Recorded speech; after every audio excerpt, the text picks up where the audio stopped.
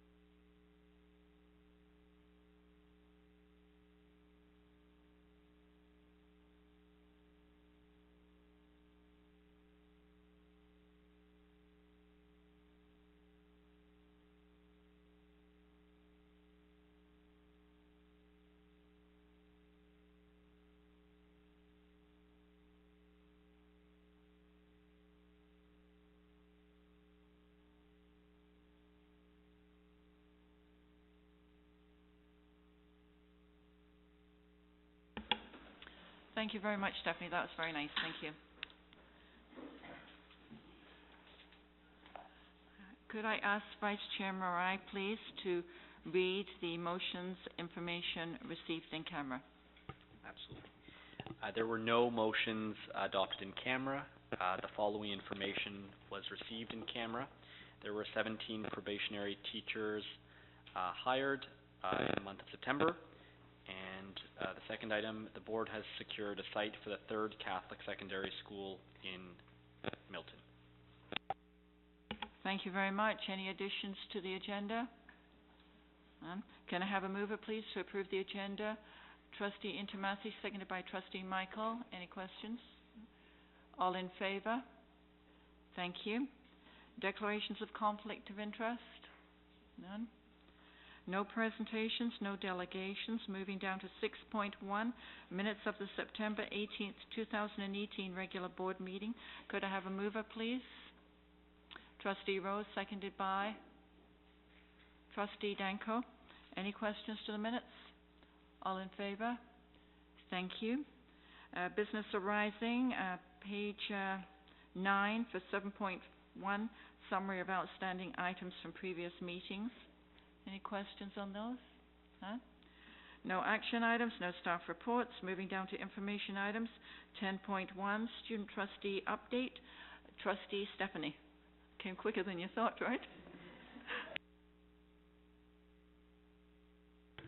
So Will Denzel and I attended the Oxta Fall Regional Meeting with some other members of the board on Wednesday the 26th of September. We discussed Catholic education and various other items. It was a very good meeting. Also, the Fall General Meeting of Oxta ACO is coming up, which is October 25th to 28th, and Will, Denzel, and I will be attending. Our schools have been having individual Senate meetings of each school Senate. We've been talking about the initiatives that we're doing this year, the bullying prevention, and possibly a new one. And they've also been giving us feedback about how we're running the meetings and how they want to see their meetings run for this year. We're also going to a leadership conference in Niagara on October 18th with one senator from each school, so that's going to be fun. And our second Senate meeting is next Tuesday, and we are trying to look at planning a new initiative this year, but we do not know what it will be yet. We're going to discuss it on Tuesday. We've only had one meeting yet. So, yeah. Thank you. Do your fellow student trustees wish to add anything? No? Stephanie's in charge? Okay, good. Thank you very much, and we do appreciate you coming to the meetings last week or so, to the OCSTA curriculum meetings. That was really nice of you to come. Thank you. It was a bit of a drive, but it was nice to see you there. All right, now 10.2, school educational field trips. Superintendent McGillicuddy. Thank you, Madam Chair, and through you, presented for information are the approved school educational trips, and I will take questions at this time. Thank you. Any questions on field trips? None? All right. Thank you, Superintendent McGillicuddy. 10.3, Strategic Plan 2016-2021 update. Director's report to trustees. Director Daly. Thank you, Madam Chair, and through you. The purpose of this report is to provide you with an update of the ongoing implementation of the Board's Strategic Plan 2016 to 2021. In addition to a link to the data that was collected from Research and Development Services from various stakeholders and samples from the school climate surveys, the report also includes a summary of various initiatives that are underway to support the strategic objectives of the Board.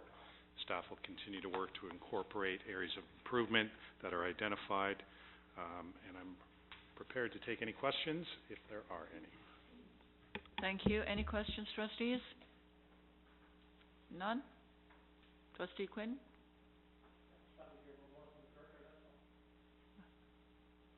Director? Is that a question?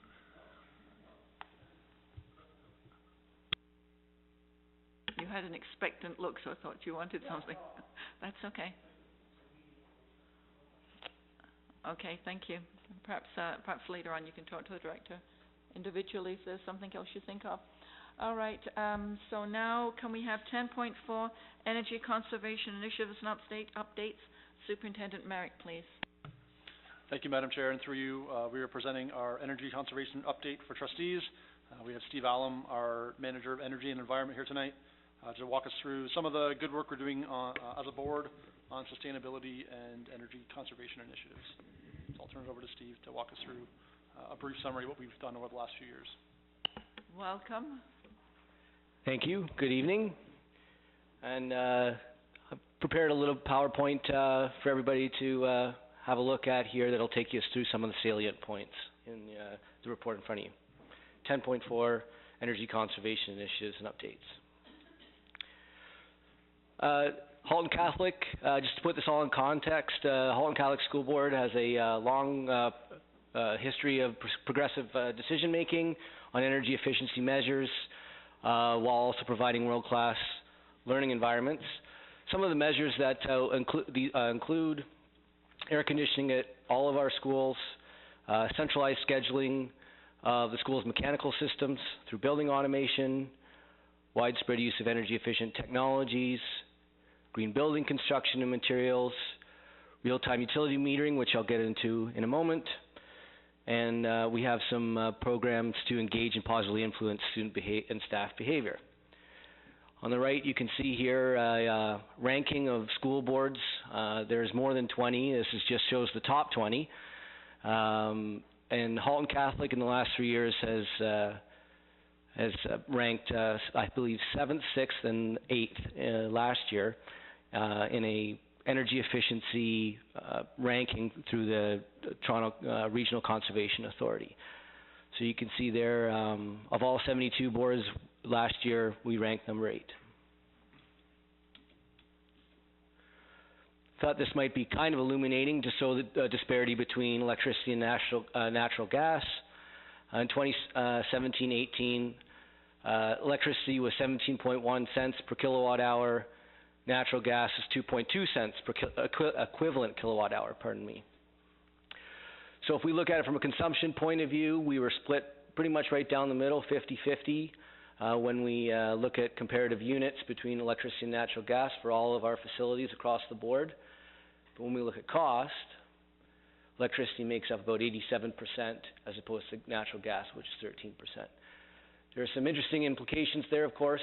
For budgeting purposes, obviously natural gas and concentrating on those projects that would conserve natural gas would be better for our carbon footprint, but for budgeting it would be more on the electricity side. So if we look at a little 5-year trend of electricity use versus cost, the use itself is the bar graph, the line graph is cost. So takes us through 5 years worth there. One of the biggest factors, put some cost and consumption drivers at the bottom here, what drives it up and what drives it down. Extreme weather in 2017-18 caused an increase in consumption and cost for electricity. You may remember our April and the ice storm that we had in April. That caused both heating and so gas and electricity to go up. Portable classrooms are all electrically heated, so the addition of portables also causes costs and consumption to go up. And the global adjustment, which is the biggest part of our electricity bill, is always trending higher for the last 5 years. To drive it down, real-time metering and alarming, which I'll get into on the next slide. A lot of our school renewal projects, such as heat pump replacement and LED lighting, would drive that down. And the Fair Hydro plan, which about a quarter of our schools qualify for, our smaller schools, that we get a rebate on our HST and an adjustment on the global adjustment. So one of the biggest things that I've been looking after over the last few years is making sure this real-time metering and alarming system is working well. So we all know our electricity bills. We all get a bill at the end of the month. What we have here at Halton Catholic is the ability to see it on a much more granular level. There would be one school, about 4 days worth of electricity. You can see in front of you there. We see it at the facilities department every 15 minutes. We get an electricity reading for all of our schools. What that allows us to do is set an alarm whereby a school, if it exceeds that alarm, I would get an alarm on my email system and also on my phone, which I have an app for, and it will alert us that a school has typically gone outside of its performance envelope. And that just shows you kind of how we alarm various schools. That applies across all utilities, electricity, gas, and water. I've just shown you electricity there. Annual cost savings estimated for this system would be somewhere in the $150,000 range for all 3 utilities. Natural gas, similar kind of drivers going up, extreme weather, real-time metering and alarming, school renewal projects like condensing boilers. We've taken a lot of the cap and trade proceeds that have been in place over the last couple of years and reinvested them back into boiler systems for domestic hot water and space heating. And natural gas pricing has been very low especially this past year. So you can see that there, despite our consumption going up in the bar graph on the far right there, our costs actually went down this past year. This one I find maybe the most interesting. Back in 2015-16 when I first started, water costs actually exceeded gas costs for the first time in history, as far as I could tell at the board. And over the last couple of years, I've done a lot of work to try to reduce those, both our consumption and costs. We absorb a 5% fixed cost from the region every year for water, so that we have no say over. But by getting the real-time metering and alarming, we can be proactive with our approach in trying to find leaks and maloperation of certain fixtures. We did embark upon a metered standardization program where we standardized all the meters across all of our schools. That saved us about $30,000 per year. And control upgrades for urinals and toilets, also to reduce water consumption.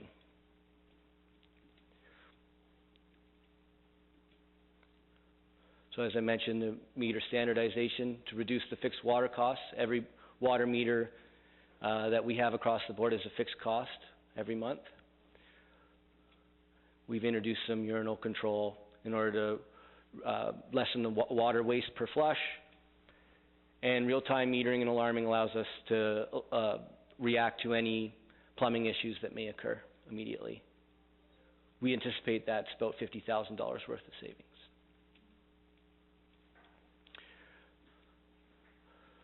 Every school has a energy dashboard that has tips and eco-related trivia.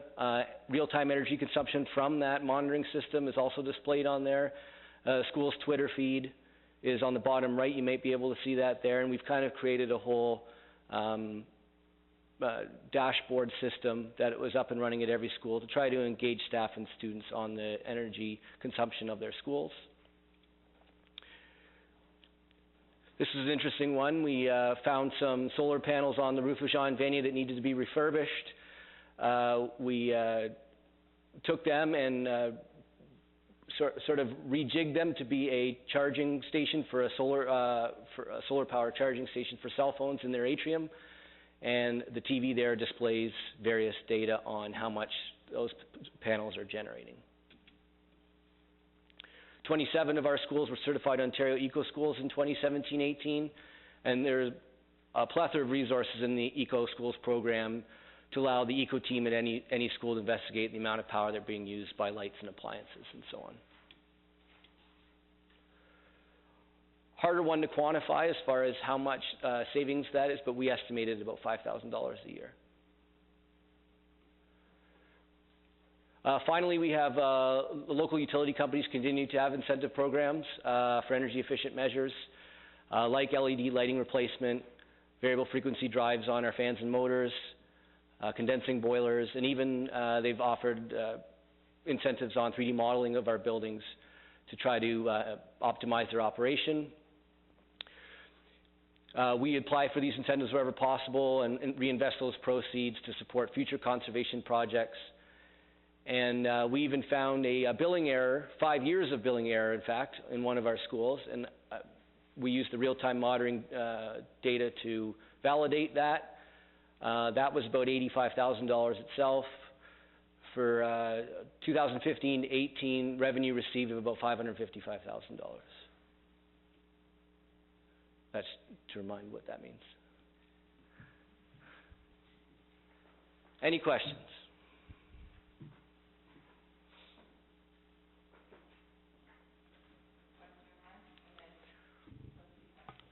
I have a constituent who's far smarter than I am, and whenever I see them, they ask me about why we don't have more solar panels on our schools. How many of our facilities actually have solar panels? And I think you actually answered this question for me once before, where you said you were investing in a lot of these great initiatives because they helped out, they had a larger impact on energy efficiency. Mm-hmm.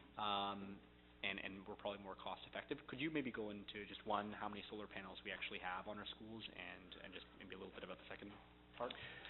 Certainly. The answer for how many we have is we have 4 microfit arrays at 4 different high schools. You can see that in one of the appendices that shows our generation for the last few years on those. They were 10 kilowatt microfit arrays that get about 80 cents per kilowatt hour, which is far more than you would get on contracts today. So they were much more lucrative back then because the cost of putting in solar panels was so much higher back then. As far as why, there's been a sort of a paradigm shift in solar and PV generation over the last few years, and that the local company, distribution companies are offering these net metering arrays now. We've been investigating, looking at them, but at the time being, it's still a new enough program. They've canceled a lot of the older fixed contracts, I guess you might say, and gone to this net metering system, but it's still kind of in research as far as we're concerned. And generally, you thought that there would be better value for money with these initiatives than investing in some of these other products that frankly could be more variable on the money coming back to the board. The four microfit arrays that I'm talking about were installed, I think, in 2008 or 2009, when that program was sort of in its infancy. And like I said, they're recouping a lot greater return than if we installed them now.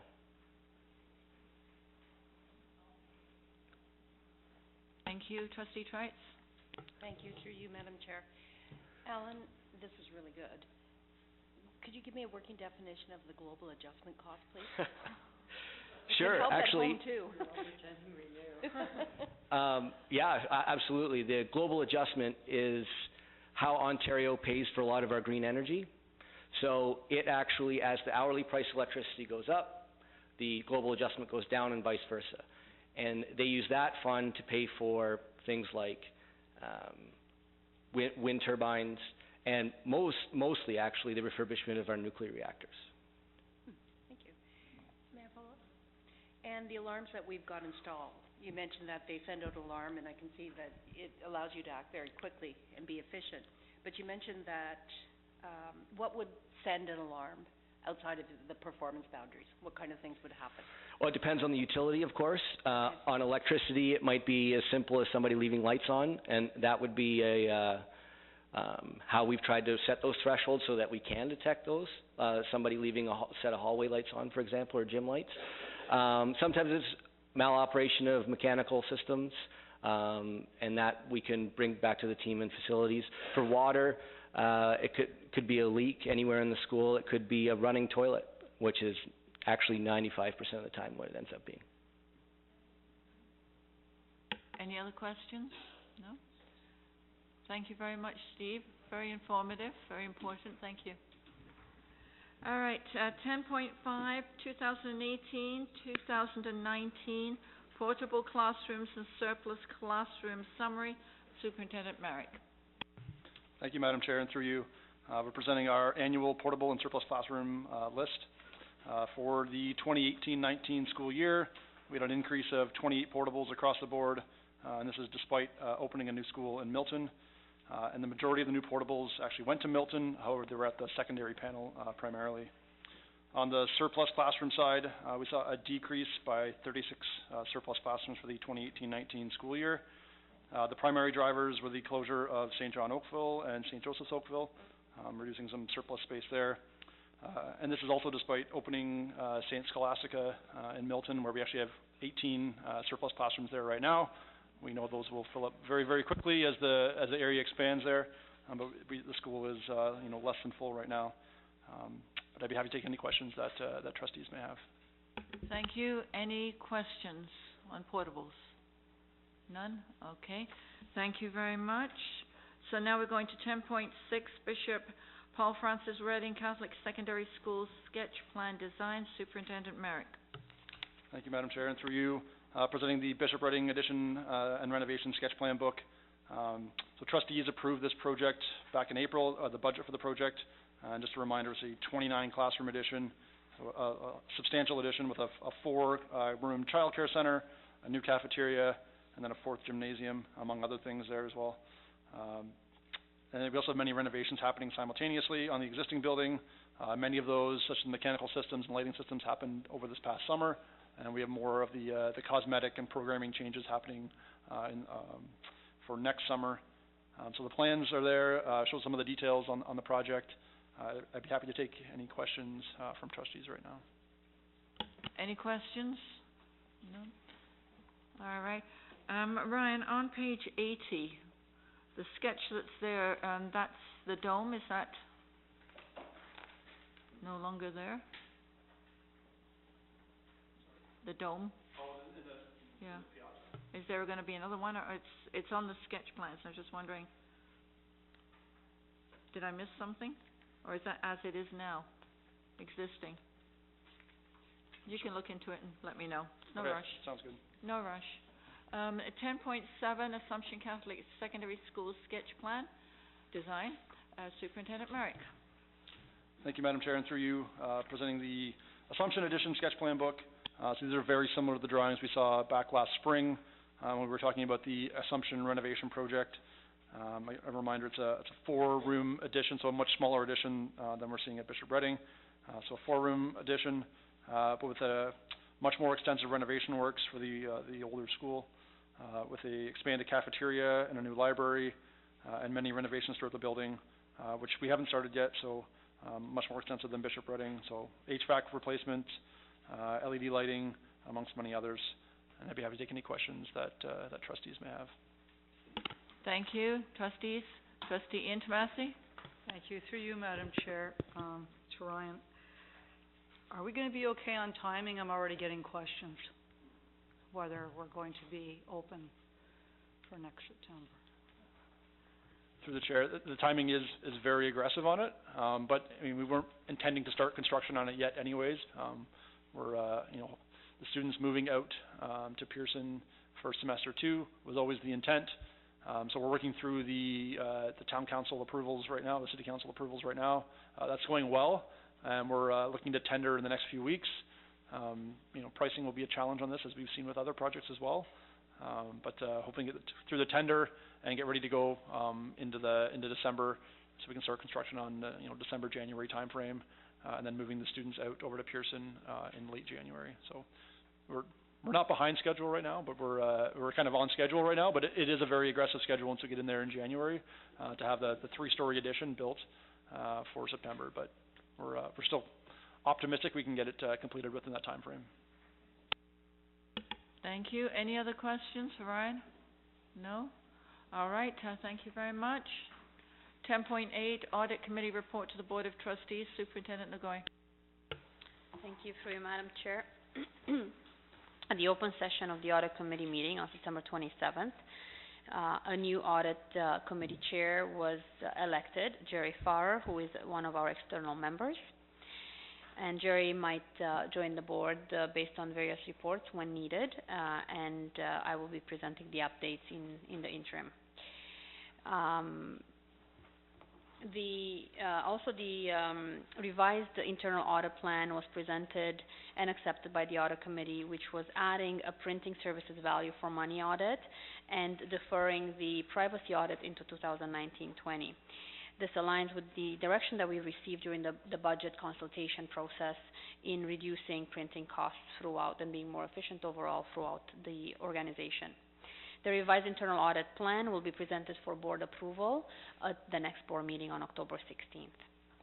The audit committee was also informed that the Auditor General has conducted an information technology audit across the school board sector, and they have visited 3 school boards, from what I understand. In addition, they also surveyed all the boards on a number of topics, including platforms that are currently used for various systems, the training provided on technology and tools that are purchased, the level of competitive purchasing, as well as the overall budget and how it's been keeping up with trends over the years. A report is expected to be released in December, and our board, of course, submitted a response to the survey. We were not part of the audited boards, but we did participate in the survey. The preliminary budget report was also presented to the audit committee and discussed, which has been presented to the board at the previous meeting. And I'd be happy to take any questions trustees may have. Thank you, Roxana. Any questions on those issues? Vice Chair Marai and then Trustee Trice. I just wanted to thank Mark for his leadership on the audit committee, because I think it's been 8 years of the chair of the audit committee, and he's certainly there's been certainly lots of items that have been covered in that period of time, and he's certainly always kept the board informed about the goings on. So anyway, thank you, Mark.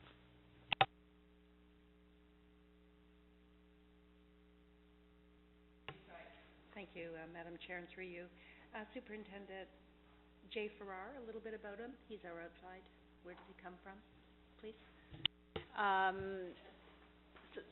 We have 2 external members on the audit committee, and they are both retired executive vice principals within the financial institutions, including Jerry Farrar, and David Morton is our other external member on the audit committee. And they've joined the committee over a year ago, so they've been part of the committee for the last 3 or 4 meetings. He has prior experience in governance and audit overall, and we're glad to have him on board. And considering the election this year and to have continuity in that role, the election of chair from a member that is continuing through the year was suggested. Thank you. Trustee Rowe? If I might just add, the position is advertised for the community, and they apply, and we interview, and we selected these 2 gentlemen to be on the audit committee, and then they have a set period. We can renew their commitment for up to I don't know what the max is, but okay, and then we have to start the whole process over again. So it's a good process, and these are experienced people from the community, really experienced. So they ask good questions.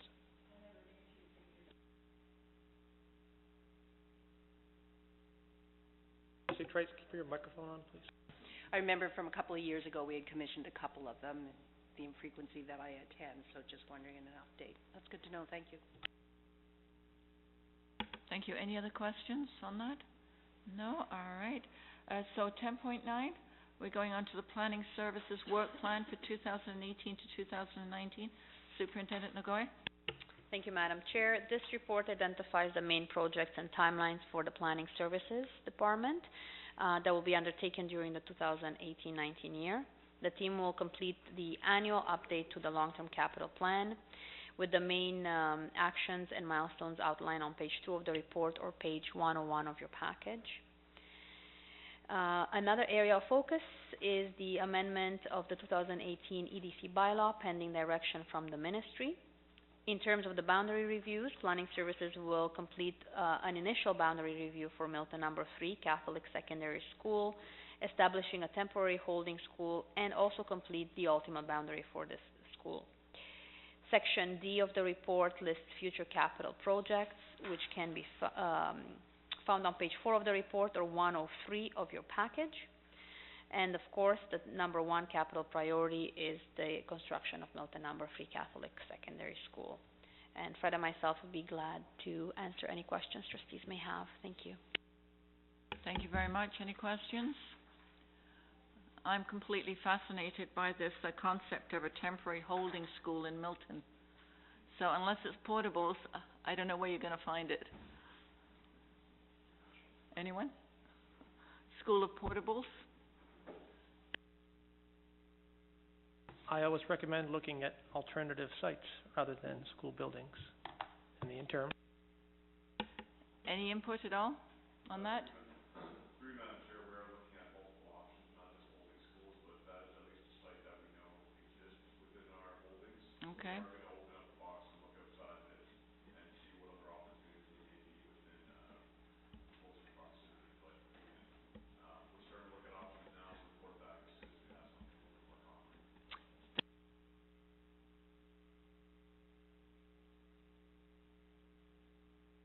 We have number 11, 11.1, minutes of the May 29th Audit Committee meeting.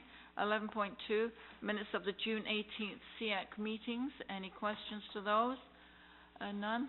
We have no correspondence. We don't have anyone visiting us tonight, so we don't have any open questions. We do not have to go back to in-camera. Could we have a resolution to excuse Trustee Carabella, please? Trustee Quinn, seconded by Trustee Trites. All in favour? Thank you. A motion to adjourn? Yes. Just looking at the September 18th minutes, we had asked the director to... I'm sorry, could you tell me which minutes you're looking at? The meetings from September 18th, public meeting. We had SEAC meeting? Pardon me? The SEAC meeting? No, the public meeting of the Board of Directors, the regular board meeting. Okay, so we're going back to... And we asked, well, you don't have to look at it, just listen. We asked the director to send a letter on behalf of the board to the Ministry of Education regarding school construction costs and to include the letter in the minutes of this meeting, and it's not included. So I'm wondering if that letter was sent and if we can get a copy, please. Director Daly? Through you, Madam Chair. Trustee Quinn, that letter and the letter that we're planning on sending for the EDC bylaw, we decided to hold off until we get some more updates on the EDC bylaw. We will produce that letter and add it to the minutes. We think we're going to see some information from the ministry shortly, within the next week or so. So we thought that we would hold back the letter, see what the information is forthcoming, and then issue the letter. You're welcome. Thank you. So we are down to adjournment and the closing prayer. Can I have a mover to adjourn, please? Trustee Intomasi, seconded by Trustee Rowe. All in favour? Thank you. Can I ask Vice Chairman Wright to lead us in a closing prayer, please? Yes, we'll end the meeting with the Hail Mary. In the name of the Father, Son, Holy Spirit, amen. Hail Mary, full of grace, the Lord is with thee. Blessed art thou amongst women, blessed is the fruit of thy womb, Jesus. Holy Mary, Mother